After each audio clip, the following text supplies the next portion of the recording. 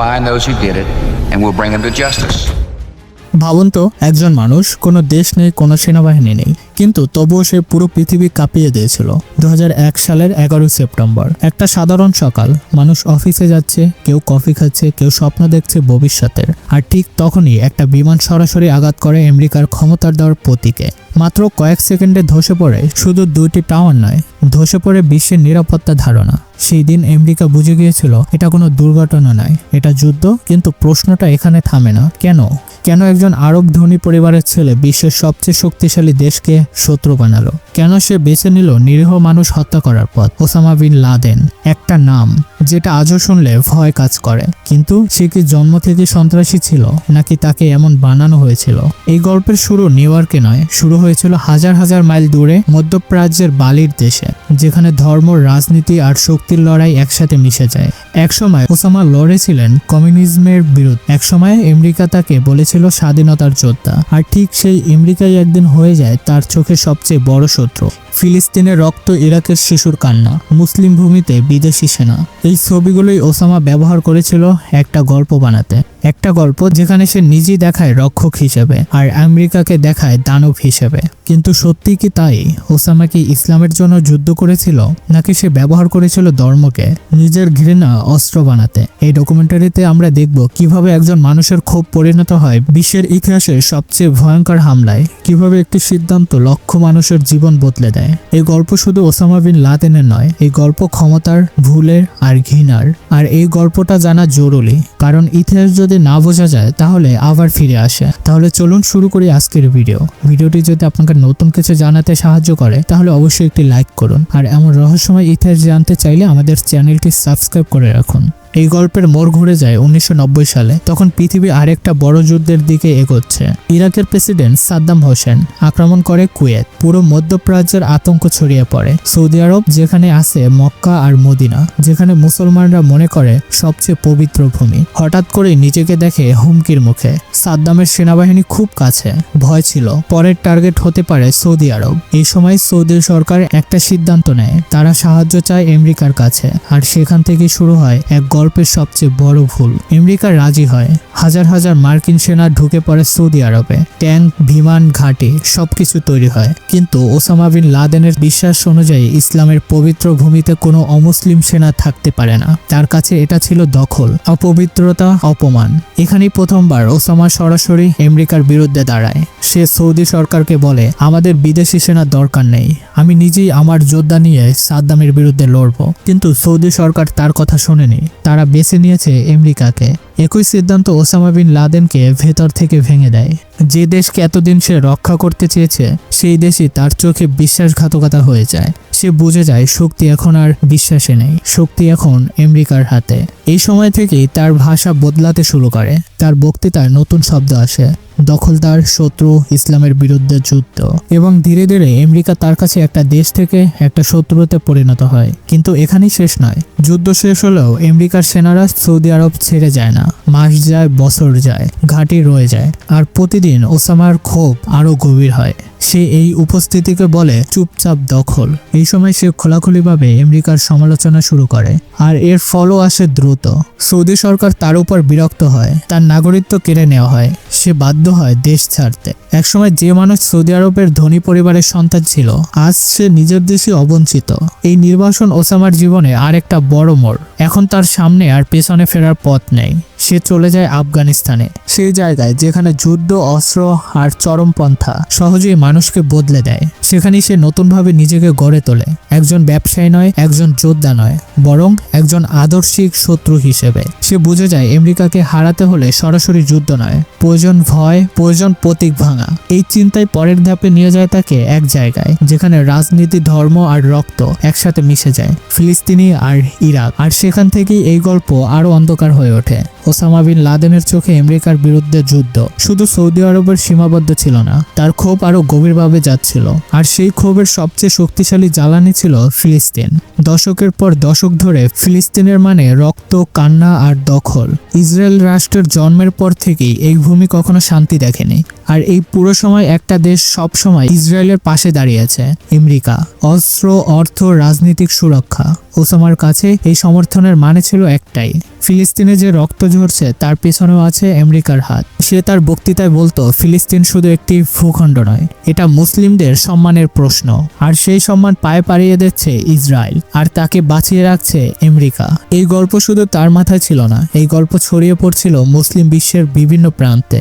রাগ জমছিল, অসহায়ত্ব বাড়ছিল, আর ওসামা এই ক্ষোভকে একটা ভাষা দিচ্ছিল। সে বলতো আমেরিকা সরাসরি যুদ্ধ করে না, সে যুদ্ধ করে পেছন থেকে। আর ঠিক তখনই আরেকটা দেশ এই গল্পকে আরো ভয়ঙ্কর করে তোলে, ইরাক। গালফ যুদ্ধের পর ইরাকের ওপর কঠোর নিষেধাজ্ঞা আরোপ করা হয়। খাবার নেই, ওষুধ নেই, হাসপাতালগুলোতে শিশুরা মারা যাচ্ছে। চিকিৎসা ছাড়াই এই দৃশ্য টেলিভিশনে আসছিল, আর ওসামা এই ছবিগুলো ব্যবহার করছিল তার বক্তব্যে। সে বলতো এগুলো কোনো দুর্ঘটনা নয়, এগুলো পরিকল্পিত।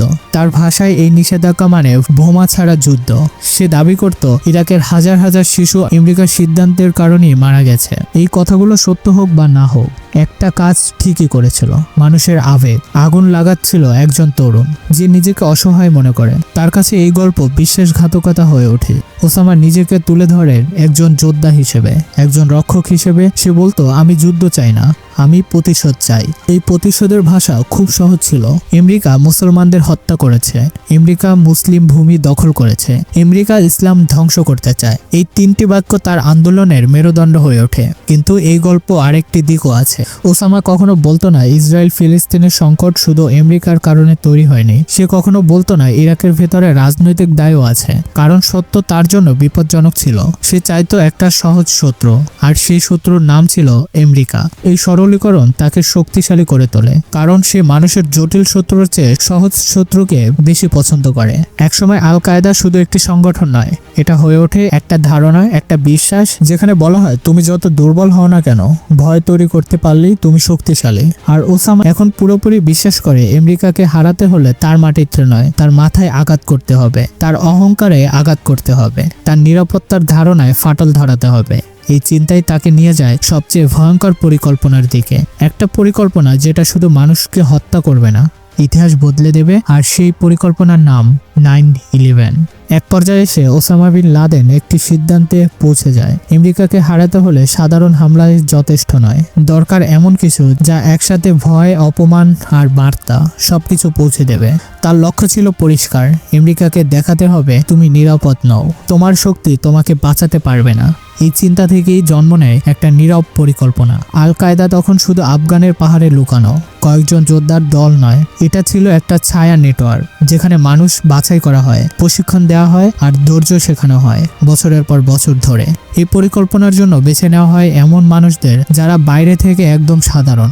তারা শেখে কিভাবে বিমানের নিয়ন্ত্রণ নিতে হয়, কিভাবে সন্দেহ এড়াতে হয়, কিভাবে অপেক্ষা করাতে হয় সঠিক সময়ের জন্য। এই পুরো সময় আমেরিকার চোখে কিছু ধরা পড়ে না, কারণ কেউ ভাবেনি যাত্রীবাহী বিমান নিজেই হয়ে উঠতে পারে অস্ত্র। তারপর আসে 2001 সালের সেপ্টেম্বর। সেই সকাল অন্য সব সকালের মতো শুরু। সূর্য ওঠে, শহর জেগে ওঠে, নিউ ইয়র্কের মানুষ অফিসে যাওয়ার প্রস্তুতি নিচ্ছে, ওয়াশিংটনে আরেকটি কর্মদিবস শুরু হচ্ছে। কিন্তু কেউ জানে না এই সকালটাই ইতিহাস লেখা হবে রক্ত দিয়ে। প্রথম বিমানটি আঘাত করে ওয়ার্ল্ড ট্রেড সেন্টারে। অনেকে তখন ভাবে এটা দুর্ঘটনা, ভুল, কিন্তু কয়েক মিনিটের মধ্যেই দ্বিতীয় বিমান। আর সেই মুহূর্তে বুঝে যায় এটা দুর্ঘটনা নয়, এটা হামলা। একসাথে পুরো পৃথিবীর চোখ নিউ ইয়র্কের দিকে। মানুষ ছুটছে, ধোঁয়া উঠছে, চিৎকার। তারপর দুটি টাওয়ার ধসে পড়ে। শুধু কংক্রিট নয়, ভেঙে পড়ে একটা ধারণা, যে ধারণা বলতো আমেরিকা IS।